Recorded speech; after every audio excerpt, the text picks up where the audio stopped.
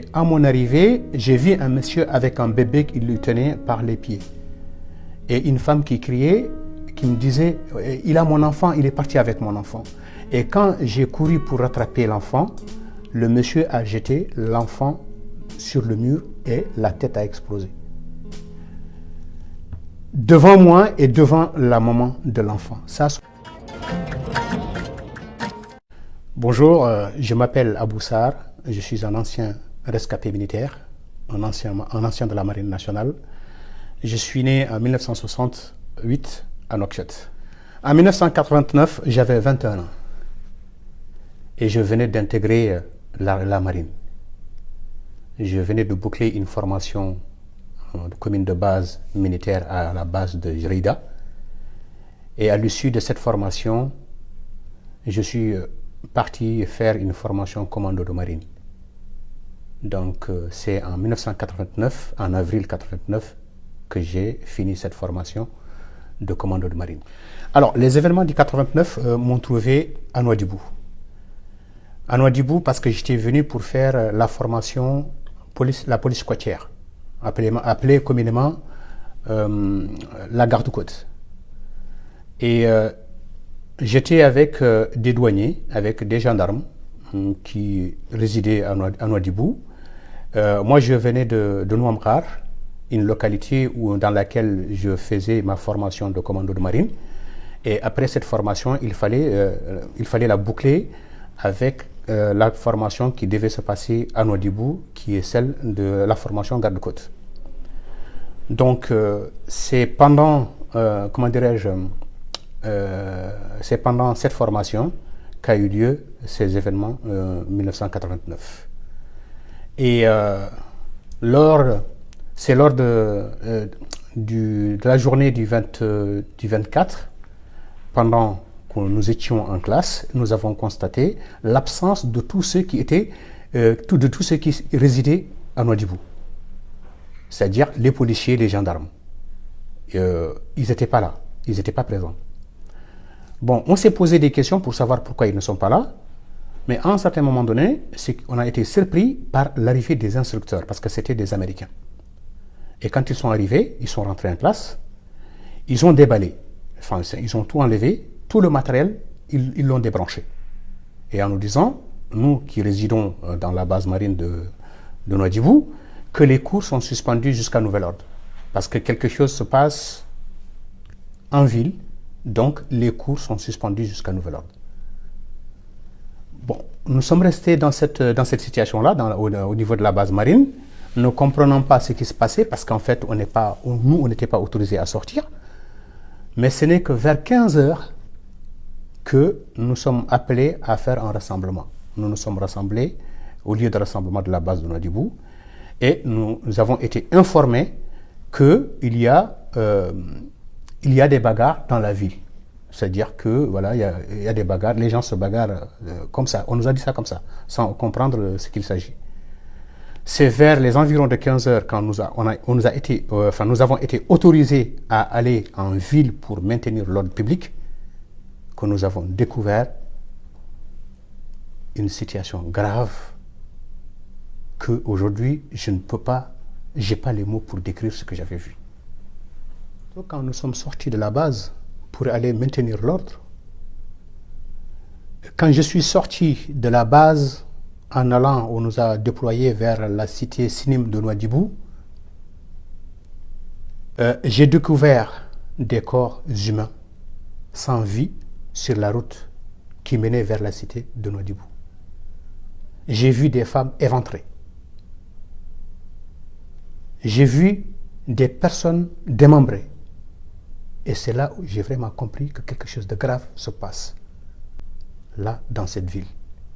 Ces événements ont impacté ma vie directement parce que il faut quand même comprendre que, étant jeune de 21 ans dans l'armée, voir toute une communauté vivre ces genres d'exactions, c'est quelque chose qui vous marque à vie.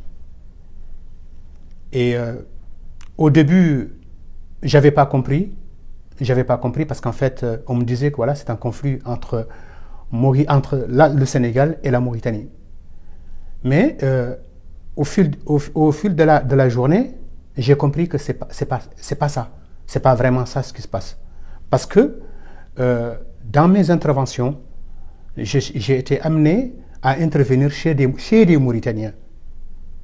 Parce que la première femme que j'ai vue éventrer, je l'ai vue, c'est une famille mauritanienne. Et c'est une famille d'un officier de l'armée. Donc quand je suis rentré dans leur maison, sa femme était enceinte. Et quand je suis rentré, la femme était éventrée.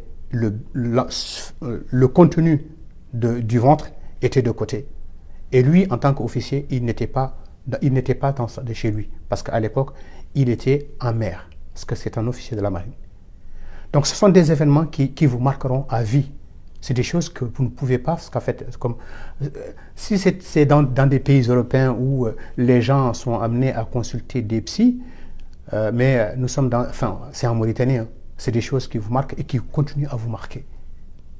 Avec le recul, le plus dur pour moi, c'est de continuer à porter cet uniforme. Et le plus dur pour moi aujourd'hui, et que j'arrive pas à m'en débarrasser, c'est de voir toute une famille exécutée. Et la chose qui m'a marqué de plus pendant l'événement, c'est quand je suis parti intervenir à la Tcharka, chez une famille, et à mon arrivée, j'ai vu un monsieur avec un bébé qui lui tenait par les pieds. Et une femme qui criait, qui me disait, il a mon enfant, il est parti avec mon enfant. Et quand j'ai couru pour rattraper l'enfant, le monsieur a jeté l'enfant sur le mur et la tête a explosé. Devant moi et devant la maman de l'enfant. Ça, ce sont des événements que je ne peux pas, je vis avec et qui me traumatisent aujourd'hui, qui font que rien qu'en y pensant, je suis hors de moi. Au mois d'avril 1989, j'étais à Nouadhibou et durant tout le mois de Ramadan, je maintenais l'ordre dans la ville de Nouadhibou. Beaucoup de Mauritaniens ont été déportés. Beaucoup de Mauritaniens ont été déportés à Nouadhibou. Et je me rappelle un jour, pendant que j'étais dans la rue, un vieux monsieur est venu me voir avec des papiers de sa maison. C'était deux étages, je pense. Et quand il est arrivé, il est venu en courant, il m'a trouvé dans la rue, il me dit, tiens, salam alaikum, j'ai dit alaikum salam, il me dit, ben, tiens, vu que vous êtes militaire, je vous donne les papiers de ma maison parce que je sais que je suis mauritanien, mais je vais être déporté. Et vu que vous êtes militaire, je vous donne ma maison. Et je lui ai répondu non, gardez les papiers de votre maison avec vous. Vous allez être déporté, mais même moi aussi, je pense que je vais être déporté parce que le fait que vous soyez déporté veut dire que moi aussi, je serai déporté. Donc, c'était ces situations que j'ai vécues à Nouadhibou. Et après ça, toujours en 1989 ou même en 1990, j'ai été affecté, comment dirais-je, à Ndiago, à la frontière sénégalaise, sénégalo-mauritanienne, dans une ville habitée par des Wolofs. J'ai vu des Wolofs qui ont été déplacés par le préfet à l'époque, qui était Sissada, qui ont été déplacés de force. Et j'ai vu aussi des autorités s'accaparer de leur terre pour en faire des jardins, pour en faire des cultures de force. Donc ça, c'est des situations que j'ai vues. Moi, ma mission au niveau de Nouadhibou, quand je suis sorti pour aller rétablir l'ordre public, c'était de faire en sorte qu'il n'y ait pas de tuerie. Et les raisons pour lesquelles, d'ailleurs, je remercie un officier Mour, dont je vais taire le nom, qui est venu me voir pendant la nuit et qui me dit, Abou, tu sais, je vais te prendre pour prendre la responsabilité et la sécurité de tout le quartier de la cité Sinim pendant tout le mois et tu n'auras pas de relève. Et je lui ai posé la question, mais pourquoi je n'aurai pas de relève? Il me dit, tu n'auras pas de relève parce qu'en fait, il n'y a que des Mauritaniens. Et je ne veux pas qu'on tue des Mauritaniens. Et je ne veux pas qu'on tue des Mauritaniens aussi bien que les Sénégalais. Donc, tu vas rester dans ce quartier pendant un mois. Et je suis resté dans ce quartier pendant un mois H24 pour le sécuriser. Donc, c'est-à-dire, c'est de faire en sorte qu'il n'y ait pas, parce qu'en fait, en ce moment, c'était débordé. C'était des groupes qui se formaient et qui rentraient dans un quartier et faisaient ce qu'ils veulent et partaient. Donc, il fallait faire tout pour éviter cela. Il fallait sécuriser les quartiers et notre mission, c'était de sécuriser. Et comment dirais-je, à l'époque, le même officier dont je parle a en profité de la situation parce qu'en fait, il avait la chance parce que nous, commandos qui venaient de Nouamkhar, on était armés. On était armés, donc il a profité de cette situation pour nous déployer, nous, pour pouvoir empêcher les tueries dans la ville de Nouadhibou. Et quand je suis affecté du sud, enfin dans le sud de la Mauritanie, c'était pour accompagner, parce que j'étais formateur aussi en même temps, donc c'était pour accompagner la formation, la compagnie commando de marine pour, comment dirais-je, la mise à l'eau des Zodiacs qu'ils vont utiliser. Donc il fallait les former à utiliser ces genres de Zodiacs pour la surveillance maritime. Donc je suis parti dans le sud de la Mauritanie pour accompagner ces unités, pour pouvoir les former sur l'utilisation des Zodiacs et l'utilisation des vedettes de la marine. Donc c'est pourquoi j'ai pendant cette période-là vu certaines situations. Et d'ailleurs, et comme je dis encore, et je le redis tout le temps, malheureusement cet officier aujourd'hui ne veut pas que je dise son nom, mais et d'ailleurs c'est lui-même qui est venu me demander en même temps de repartir sur Nouadhibou parce qu'il y a quelque chose qui se tramait. Et je lui ai demandé pourquoi. Il me dit que parce qu'il a entendu le préfet dire que je suis là pour aider, je ne suis pas là pour la sécuriser, pour former, mais je suis là pour dénoncer à la population la complicité des militaires mauritaniens. Donc il vaut mieux que je quitte la zone avant qu'il se passe quelque chose de grave. Et c'est grâce à lui que j'ai quitté le sud de la Mauritanie, plus particulièrement la zone Ndiago, où j'étais affecté à l'époque pour accompagner les fusiliers marins. La loi d'amnistie 93-23 du 14 juin 1993, pour moi, c'est une loi qui a été votée par l'Assemblée avec le gouvernement qui est complice de ces exactions pour pouvoir protéger les acteurs de cette barbarie.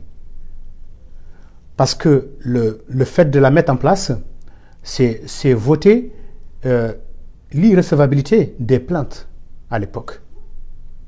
Et jusqu'à présent aussi.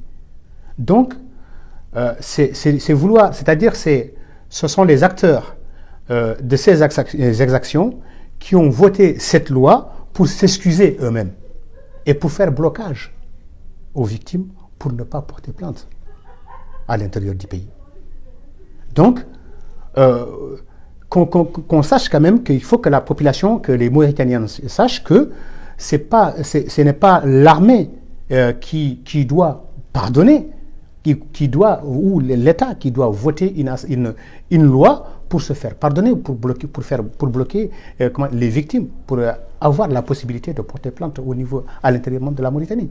Donc pour moi, cette loi, c'est juste en fait pour bloquer les victimes, pour pouvoir porter plainte au niveau intérieur. Cette loi d'amnistie est un deuxième crime vis-à-vis des victimes de ces événements. Parce que quand vous vivez cette situation et qu'on vote une loi vous interdisant ou vous obligeant, ou une loi qui va parler à votre nom alors que vous n'avez jamais été consulté, à pardonner de force, à vous empêcher de pouvoir porter plainte, à vous empêcher d'avoir la vérité de ce qui s'est passé, oui, effectivement, c'est un crime de plus vis-à-vis des victimes. La Mauritanie, c'est un pays que j'aime, quel que soit mon accueil dans le pays où je vis aujourd'hui, il restera mon pays natal et il reste un pays que j'aime fort dans mon fort intérieur. Comme on dit chez nous, Hubbul Watan min al-Iman. J'aime bien la Mauritanie et j'ai toute ma famille en Mauritanie et j'y vais aussi, malgré la situation, et j'y vais aussi parce que c'est mon pays. C'est mon pays, c'est ma Mauritanie. Mais la seule chose quand même qu'il faut que je souligne ici, c'est-à-dire ce n'est pas la Mauritanie que le système Beidan veut, que j'aime, mais c'est la Mauritanie avec toutes ses composantes que j'aime.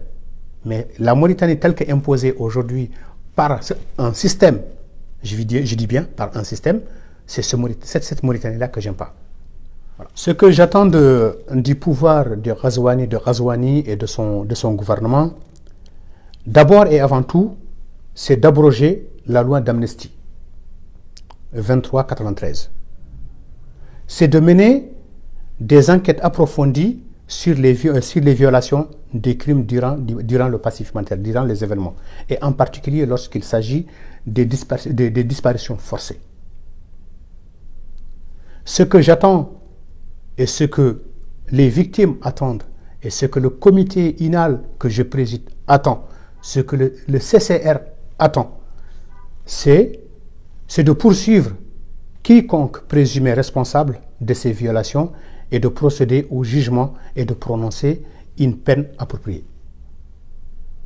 Ce que j'attends et ce que nous attendons du pouvoir de Ghazouani, c'est d'organiser le retour des déportés qui se trouvent. Ce que nous attendons d'eux, c'est le devoir de réparation en pleine et entière de toutes les victimes et de leurs ayants droit. Et en même temps, nous aussi, nous exerçons l'ensemble des organisations, l'ensemble des personnes épris de droits humains, de soutenir nos organisations ici qui mènent ce combat. Donc la date du 28 novembre 1990 a donné un coup d'arrêt, d'espoir, de construction d'un État unitaire, tel que voulu lors de son indépendance, entre guillemets, parce que je ne sais pas réellement si c'est ce qu'on voulait en réalité. C'est pourquoi j'ai dit en pulaar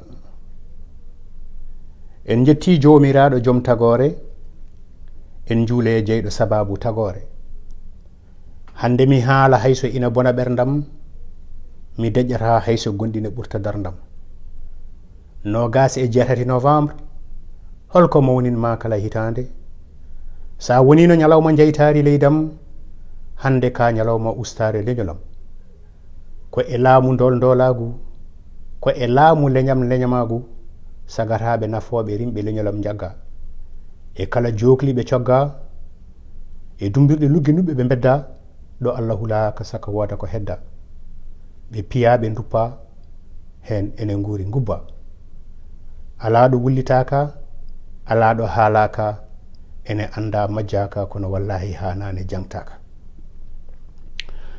Donc c'est dire que il n'y a plus d'illusion après ces massacres de continuer à entretenir l'espoir d'une société mauritanienne où les Noirs auraient leur statut.